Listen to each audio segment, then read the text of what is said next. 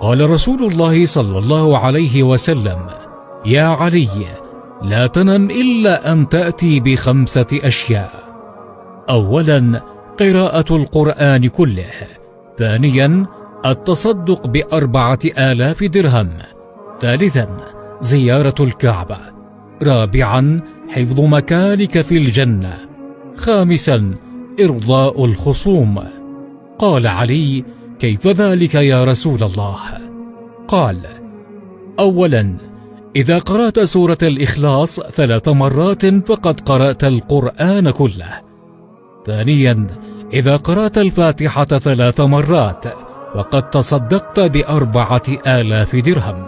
ثالثا وإذا قلت لا إله إلا الله وحده لا شريك له، له الملك وله الحمد، يحيي ويميت وهو على كل شيء قدير 10 مرات فقد زرت الكعبة. رابعا وإذا قلت لا حول ولا قوة إلا بالله العلي العظيم 10 مرات فقد حفظت مكانك في الجنة. خامسا وإذا قلت أستغفر الله العظيم الذي لا إله إلا هو الحي القيوم وأتوب إليه 10 مرات فقد أرضيت الخصوم.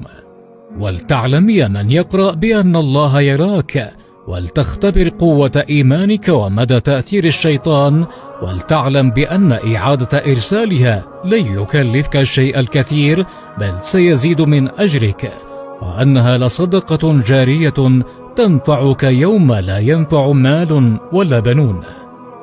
اللهم اغفر وتب واستر وتقبل، ووفق من ساعد في نشرها وكتبها ولوالديهم ومن أمن عليها. يا حي يا قيوم أنر وجوههم وزدهم إيمانا، واستر عليهم في الدنيا ويوم العرض.